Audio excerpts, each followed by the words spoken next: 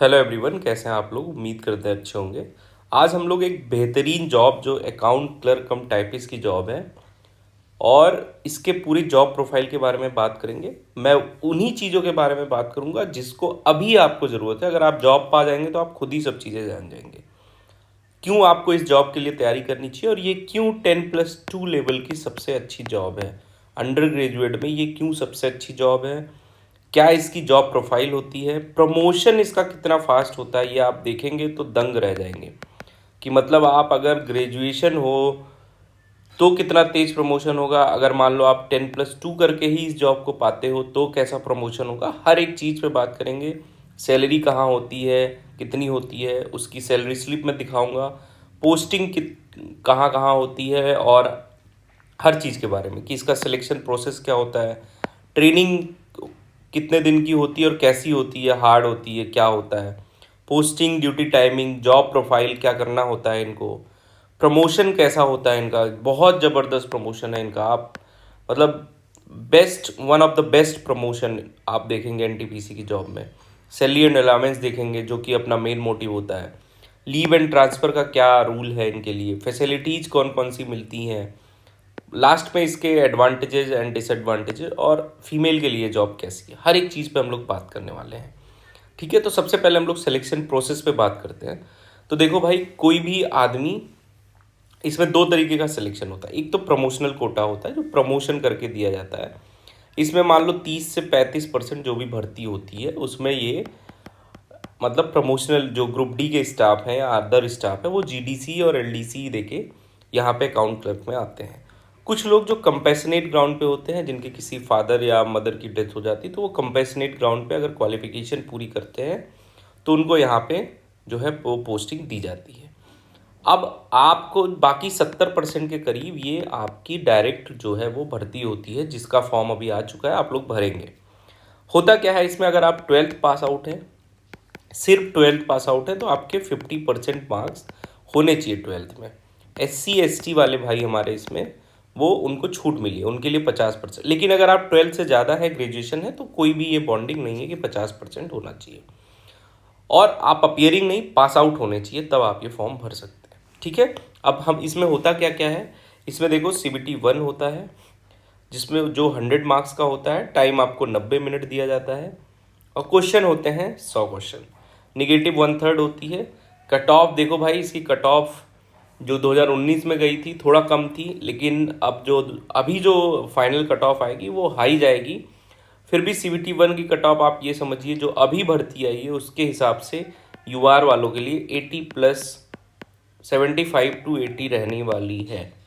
मैं आपको कोई झूठा ये नहीं कहूँगा कि 60 नंबर कट ऑफ रहने वाली है। ठीक है। अब ये देखो होता क्या है, जो CBT 1 का एग्ज़ाम होता है उसमें 20 गुना अभ्यर्थियों को पास किया जाता है और वो CBT 2 देने जाते हैं। CBT 2 में क्या होता है कि 120 मार्क्स का पेपर होता है आपका, टाइम 90 मिनट ही होता है, 90 मिनट। क्वेश्चन 120 होते हैं और 1/3 निगेटिव इसमें भी होती है। और कट ऑफ इसकी थोड़ा सा इससे हाई जाती है। ठीक है, वो कट ऑफ के बारे में जब आप एग्ज़ाम देंगे तभी जान पाएंगे। अब जो लोग इसकी एग्ज़ाम को पास करते हैं, मतलब उसमें 8 गुना अभ्यर्थियों को टाइपिंग के लिए बुलाया जाता है। इस टाइपिंग में क्या है, 25 वर्ड पर मिनट हिंदी की टाइपिंग, अगर आप हिंदी ऑप्ट करते हैं, और वो टाइपिंग आप जब टाइपिंग देने जाते हैं उसी समय चूज करना होता है। और अगर इंग्लिश की टाइपिंग देते हैं तो 30 वर्ड पर मिनट इंग्लिश की आपको देनी पड़ती है, बैक स्पेस अलाउ नहीं होता है। तो ये चीज़ आप जान लो। ठीक है। फिर DB होता है, डॉक्यूमेंट वेरिफिकेशन होता है। जो भी आपने डॉक्यूमेंट लगाए हैं, जो भी अपने कास्ट सर्टिफिकेट लगाया है, वो सारी चीज़ें चेक होती हैं।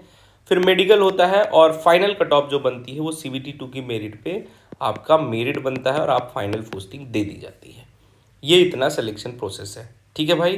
तो फॉर्म अभी आएगा इसका 28 अक्टूबर से, इसका जो है वो भरा जाएगा। आगे बात करते हैं कि भाई ट्रेनिंग कहाँ होती है। तो इनकी 30 से 45 दिन की ट्रेनिंग हो सकती है। देखो मैं आपको एक चीज़ बता रहा हूँ कि आपको क्या होता है इसमें, जब भी आप इसके लिए क्वालिफाई करेंगे तो आपको ज्वाइनिंग करा दी जाती है। Most of the cases joining करा दी जाती है। उस ज्वाइनिंग के बाद आपकी 6 महीने 1 साल के अंदर ट्रेनिंग हो जाती है मैक्सिमम जगहों पे, और ये ट्रेनिंग 30 से 45 दिनों के बीच होती है। और ये आपके ZRTI मतलब जोनल रेलवे ट्रेनिंग इंस्टीट्यूट या डिवीज़न में भी हो सकती है। ठीक है, तो 30 से 45 दिन बिल्कुल बेसिक ट्रेनिंग होती है। उसमें आपको क्या सिखाया जाता है, बेसिक अकाउंटिंग सिखाई जाती है कि आप बेसिक अकाउंटिंग सीख लो। ठीक है, जैसे बैलेंस शीट बनाना सीख लो। काम उसका नहीं आता फिलहाल, लेकिन आपको ये सिखाया जाता है। और बेसिक जितने भी सेक्शन होते हैं अकाउंट्स डिपार्टमेंट में, उन सारे के वर्किंग के बारे में आपको सिखाया जाता है। ठीक है, उसकी डीप नॉलेज सिखाई जाती है। फिर इसके बाद आपका एक कंपलसरी एग्ज़ाम होता है जिसको आपको पास करना होता है। मैं आपको सीधे सीधे बता रहा हूँ, इसमें डायरेक्ट सभी लोग, मतलब 99 नहीं 100% लोग इसमें पास हो जाते हैं। जो अभी डायरेक्ट भर्ती लेके आते हैं, मैं उनके लिए बात कर रहा हूँ। जो लोग डायरेक्ट भर्ती नहीं लाते हो तो उनको हो सकता है, लेकिन जो डायरेक्ट आते हैं उन वो सभी लोग पास हो जाते हैं। नहीं भी पास होते तो कोई दिक्कत नहीं है, 3 चांस मिलते हैं और 2 चांस जीएम के अप्रूवल से भी मिल सकता है। अगर इतने में भी आप नहीं पास होते तो फिर आपको डिवेयर किया जा सकता है, लेकिन ऐसा होता नहीं है। ठीक है, अब इसमें देखो ट्रेनिंग जो होती है ये ज्वाइनिंग से पहले या बाद में, तो ज्वाइनिंग के बाद ही होती है मोस्ट ऑफ द टाइम। तो आपको आधा से ज़्यादा चीज़ें तो वैसे ही पता होती हैं। ठीक है, आप जब ये ट्रेनिंग कंप्लीट कर लेते हैं तो आप अपेंडिक्स 2 देने के एलिजिबल हो जाते हैं। ये चीज़ आप समझ लीजिएगा। सैलरी कितनी होती है इस टाइम, तो आपका जो बेसिक है 19,900 प्लस जो डीए चल रहा है जैसे 55% है, तो इसको ऐड करके आपको सैलरी मिलेगी। ट्रेवलिंग अलावेंस भी पा सकते हैं। अगर आप मान लीजिए कि आपकी ट्रेनिंग 2 अक्टूबर से हुई और 1 अक्टूबर आप ऑफिस में रहें, तो आप पूरे महीने का ट्रेवलिंग अलाउंस भी इसमें पा जाएंगे। एचआरए नहीं मिलेगा इस टाइम।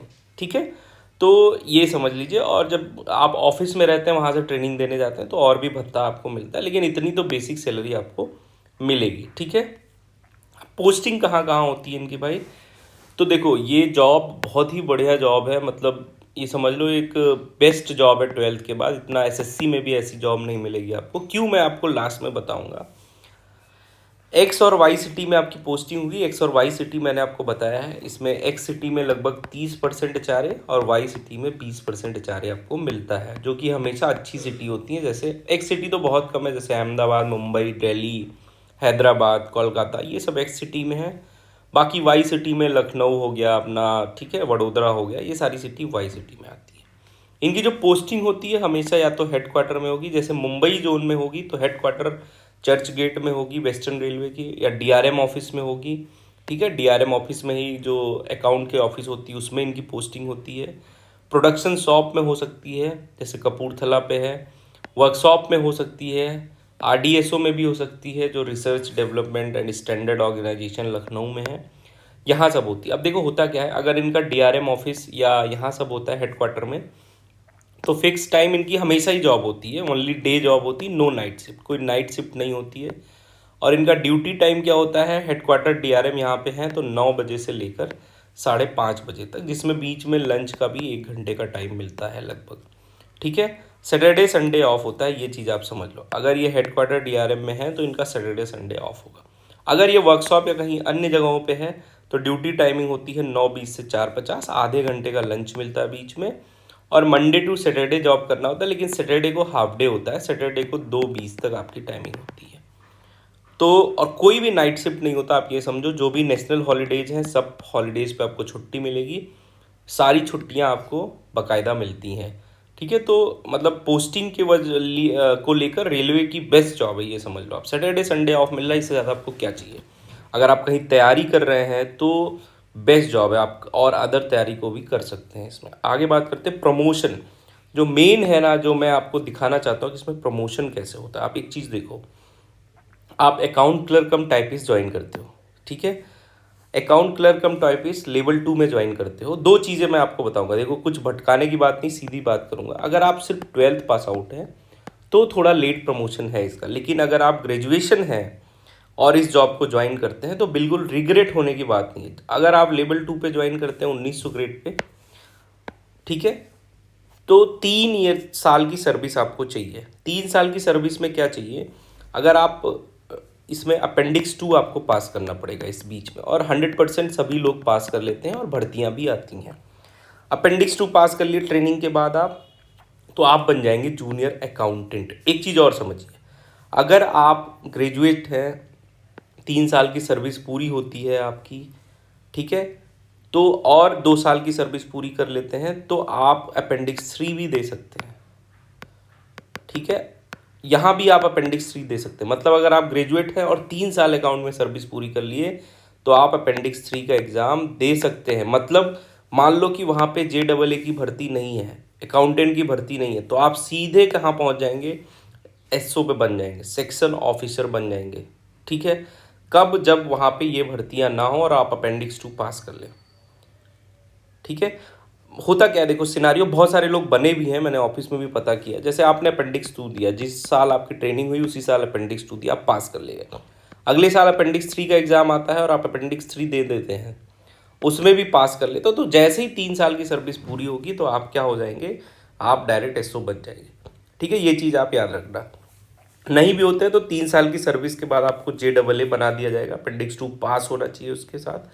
उसके 2 साल बाद आप सीनियर अकाउंटेंट बन जाएंगे बिना कोई पेपर दिए, 4200 ग्रेड पे। मतलब 5 साल में आप 4200 ग्रेड पे तो पहुंच ही जाएंगे। अपेंडिक्स 3 अगर आप दे देते हैं तो उसी टाइम आप सीनियर SO बन जाएंगे। और उसके बाद LDC भी दे सकते हैं आप, 5 साल की सर्विस हो गई है तो आप ADFM गेजेटेड ऑफिसर बन सकते हैं लेवल 9 में, समझ लो। नहीं भी देते तो SO बनने के बाद ऑटोमेटिक आपको 5400 ग्रेड पे प्रमोशन होता है, लेकिन आप गेजेटेड नहीं बनते। गेजेटेड देने के लिए आपको LDC का एग्ज़ाम देना पड़ता है। तो मोटा मोटा कहें कि आप 5 साल में अच्छा प्रमोशन इसमें पा सकते हैं। और जो लोग 12th पास आउट है उनको 5 साल की सर्विस चाहिए, तब वो सीनियर SO का एग्ज़ाम मतलब अपेंडिक्स 3 का एग्ज़ाम दे सकते हैं। वो भी 5 साल में 4800 ग्रेड पे पहुंच सकते हैं। ये पूरा देखिए आपका सिनारियो है। ठीक है, तो ये चीज़ समझो कि प्रमोशन के को लेके ये जॉब बहुत बेस्ट है। ठीक है, आगे बात करते हैं हम लोग सैलरी एंड अलाउंस के लिए। मैंने आपको बोला था कि मैं डायरेक्ट आपको सैलरी स्लिप दिखाऊंगा। देखिए मेरी स्लिप है और इस सैलरी स्लिप में आप देख पाएंगे कि क्या है, इनका नाम और मैंने छुपाया है। ये सितंबर 2025 के लिए इनकी वेतन है। इसमें क्या है, इन्होंने बताया है कि जो ड्यूटी इनकी 30,000 है, 30 दिन की है, और 41,128 रुपये इनका ग्रॉस बना है। ठीक है, इनकी कटौतियाँ ज़्यादा होती हैं क्योंकि क्या है, इन्होंने लोन वोन ले रखा है कहीं जैक्सन से, जो वेस्टर्न रेलवे में कर्मचारी, उनको बहुत ही कम ब्याज पे, तो किसी काम के लिए इन्होंने लोन ले रखा है। अगर आप बेसिकली अभी आपकी जॉब जो है ये है, और कटौती जो होगी 3,271 रुपये, और 30 रुपये मान लीजिए और हो रही है, 1,200 रुपये भी ऐच्छिक होता है अगर आप जैक्सन में कटवाना चाहें या ना कटवाना चाहें। तो कुल मिला के आप देख लीजिए 37,000 रुपये इनका नेट पे इनको हाथ में मिलता सैलरी। ठीक है, तो बहुत ज़्यादा इनका एक ही जो है इंक्रीमेंट हुआ है, क्योंकि बेसिक 21,100 रुपये है। ठीक है, डियरनेस अलाउंस भी बढ़ गया है, अब 58% हो गया है, और अगली साल ही सैलरी लगभग 55 से 60,000 रुपये बेसिक हो जाए, मतलब इतना सैलरी इनकी हो जाएगी। ठीक है, तो ये सैलरी स्लिप हो गया। अब हम लोग आगे बात करते हैं कि भाई और क्या चीज़ें हैं। तो देखो सैलरी एंड अलाउंसेस के बारे में, और अलाउंसेस क्या मिलते हैं इनको, पास मिलता है। ठीक है, 3rd AC का एक पास मिलता है। उसके बाद PTO मिलता है जो 4 सेट मिलता है। ठीक है, एक सेट का मतलब आप एक कहीं भी जा सकते हैं और एक आ सकते हैं। ठीक है, वो पास मिलता है, और 4 सेट PTO मिलता है। ठीक है, कहीं इसमें 1/3 किराया लगता है। तो ये सारी सुविधाएं हैं। बाकी मेडिकल की सुविधा है, बच्चों के पढ़ने के लिए आपके 2 बच्चों तक के पैसे मिलेंगे 33-34 हज़ार रुपये। बोनस भी मिलता है, रेलवे देता है, आप लोगों को पता है, 17,000 समथिंग करके, तो वो बोनस की सुविधाएं मिलती है। बाकी सारी सुविधाएं जो आपको मिलनी चाहिए वो वैसी ही सुविधा मिलती है। लीव एंड ट्रांसफ़र के बारे में, तो लीव आप देखो, अगर आप DRM या हेडक्वार्टर में हो तो आप महीने के 8 छुट्टी तो सैटरडे संडे मान लो, साल के आप 96 छुट्टी सैटरडे संडे मान लो, फिर आपको 30 LAP मिलती है। ठीक है, उसके साथ साथ 20 LHAP मिलती है, मेडिकल वाले जो लीव ऑन हाफ एवरेज पे, और फिर CL 8 मिलती है, 2 RH और नेशनल हॉलीडे 16। तो कुल मिला के आप देखेंगे तो लगभग 150 के करीब तो आपको छुट्टियां मिल जाती हैं अगर आप हेडक्वार्टर या DRM में, और मोस्टली इनकी पोस्टिंग वहीं पे होती है। ठीक है भाई, तो ये चीज़ आप समझ लो कि छुट्टी बढ़िया है, तैयारी करने के लिए बढ़िया जॉब है, आपकी ड्यूटी टाइम फिक्स है, तो आप तैयारी भी अच्छे से कर सकते हो। ट्रांसफ़र 3 तरीके से होता है, एक ओन रिक्वेस्ट लगा के कर सकते हो, लेकिन बहुत मुश्किल होता है, बहुत लेट में होता है। म्यूचुअल मतलब कोई आप जहाँ जाना चाहते हो वहाँ से कोई यहाँ आना चाहता है आपकी पोस्ट पे, तो आप म्यूचुअल ट्रांसफ़र कर सकते हो। आपकी धर्मपत्नी अगर जॉब कर रही हैं कहीं और दूसरी जगह और आप वहाँ जाना चाहते हो गवर्नमेंट, तो आप वहाँ जा सकते हो इस हिसाब से। ठीक है, ट्रांसफ़र थोड़ा डिले होता है लेकिन हो जाता है। एडवांटेजेस एंड डिसएडवांटेजेस क्या है, अब देखो, आप अर्ली एज में जॉब चाहते हो, मैं आपको बताता हूँ। अर्ली एज में आप जॉब पा जाते हो और तैयारी करना चाहते हो तो प्रिपरेशन के लिए बेस्ट जॉब है, ठीक है। और दूसरा, प्रमोशन इसमें बहुत तगड़ा है, प्रमोशन बहुत बढ़िया है इसमें, एक्सीलेंट है, ठीक है। दूसरा, थर्ड इसकी जो एडवांटेज है कि कोई शिफ्ट जॉब नहीं है, तो आपका फैमिली के लिए बहुत बढ़िया टाइम दे पाएंगे इसमें, ठीक है। शिफ्ट जॉब नहीं है तो फैमिली के लिए बढ़िया टाइम दे पाएंगे। उसके साथ साथ बहुत सारी चीज़ें हैं, छुट्टियां भी बहुत अच्छी मिल रही हैं और प्रमोशन इसका बढ़िया है, सैलरी भी हैंडसम है, ठीक है। ड्रॉबैक इसके जॉब के मुझे कुछ नहीं लगे, बस वो लोग जो 27-28 साल की उम्र में इस जॉब को पाएंगे वो थोड़ा सा जो प्रमोशन है उसका लाभ कम ले पाएंगे, और उनके लिए हो सकता है उनकी परिवार बड़ा हो जाए तो सैलरी कम लगे, लेकिन अगर 2-3 साल वो सेक्रीफाइस करते हैं तो वो बढ़िया जॉब पाएंगे। अब अंत में फीमेल के लिए कैसी जॉब है भाई ये, तो फीमेल के लिए अगर हम बात करें कैसी जॉब है, तो मैं मानता हूँ कि ये 10+2 की बेस्ट जॉब है, सबसे बेस्ट जॉब है 10+2 की, ठीक है। एक चीज़ हम लोगों ने जो बात नहीं की, ये काम क्या करते हैं, तो जो अकाउंट में JAA काम करता है, जूनियर अकाउंट असिस्टेंट, जो हमने पिछली वीडियो में बताई थी, वही काम ये भी करते हैं, ये भी असिस्ट करने के लिए ही होते हैं। जैसे सेक्शन ऑफिसर होता है, सीनियर सेक्शन ऑफिसर, उसके अंडर में JAA, AA अकाउंट असिस्टेंट, और ये अकाउंट क्लर्क कम टाइपिस्ट, ठीक है। ये सारे लोग काम करते हैं और ये उसको असिस्ट करते हैं, फाइनली ये भी अकाउंट को असिस्ट करने के लिए होता है, तो इनकी भी जॉब वही होती है। और फीमेल के लिए बेस्ट जॉब है, लोकेशन अच्छी होती है और हर जगह जो है सैलरी अच्छी है, फिक्स टाइम जॉब है, तो बेस्ट जॉब है, ठीक है। ये सारी चीज़ें अगर आप तैयारी करना चाह रहे हैं और मेरे चैनल से जुड़ना चाह रहे हैं तो टेलीग्राम से जुड़िए, चैनल सब्सक्राइब करिए, बहुत सारी बातें हम लोग करेंगे, और ये जॉब अगर आपको पानी है तो एकदम तैयारी में जुट जाइए। चलिए, ऑल द बेस्ट।